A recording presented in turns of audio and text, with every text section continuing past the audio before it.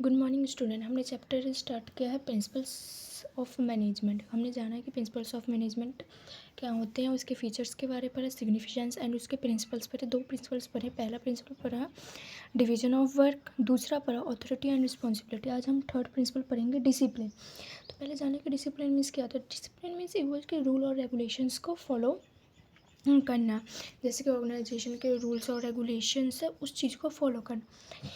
Rules and employment agreement should be obeyed by both the supervisors and subordinates. इसका मतलब ये है कि ऑर्गेनाइजेशन के जो भी रूल्स हैं एंड एम्प्लॉयमेंट एग्रीमेंट के जो भी रूल्स हैं, एग्रीमेंट में क्या होता है, टर्म्स एंड कंडीशंस, क्या टर्म है क्या कंडीशन, कितना टाइम तक काम करना है, कितने उनकी मतलब एक लिमिट टाइम फिक्स होती है, किस अकॉर्डिंग काम करना है, मतलब जो है उन्हें मानना पड़ता है। सबॉर्डिनेट्स हो चाहे वो सुपरवाइजर्स हो, दोनों को ही उन्हें ओबे करना पड़ता है, तभी जो है काम बढ़िया तरीके से हो जाएगा। Which are necessary for the successful working of the organisation. जब दोनों चीज़ रूल्स और रेगुलेशन में चलेंगे, सुपरवाइजर एंड सबॉर्डिनेट, तभी ऑर्गेनाइजेशन का वर्क बहुत बढ़िया तरह से सक्सेसफुल हो जाएगा। सुपरवाइजर्स जिसके अंदर वर्कर काम करते हैं नॉर्मली, और सबॉर्डिनेट्स जो होते हैं जो काम करते हैं, एक तरह का वर्कर, ये सबॉर्डिनेट्स होते हैं। हम इसके पॉजिटिव इफ़ेक्ट करेंगे। Positive effect, better reputation of business among people. इससे जो है रेपुटेशन बढ़ती है। जब वो रूल्स और रेगुलेशन में से काम करेंगे तब उन्हें पता लगेगा हाँ इस कंपनी में ऐसे रूल और रेगुलेशन को फॉलो किया जाता है।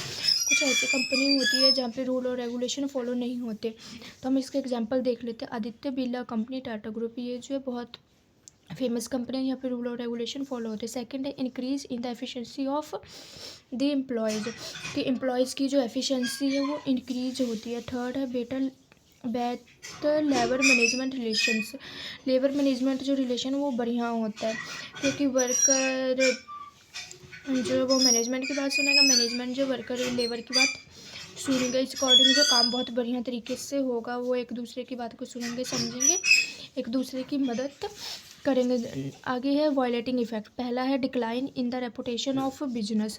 अगर वो रूल और रेगुलेशन में रह के बिजनेस नहीं करेंगे तो मतलब उनका रेपुटेशन जो है वो ख़राब होता जाएगा, तो उनकी जो है उतना वो फेमस नहीं हो पाएगी। सेकंड है decrease in the efficiency of the employees, और एम्प्लॉयज़ की जो एफिशिएंसी है काम करने की वो भी डिक्रीज होगी। हाइट ऑफ डिसऑर्डर जो है वो काफ़ी सारे क्रिएट हो गए।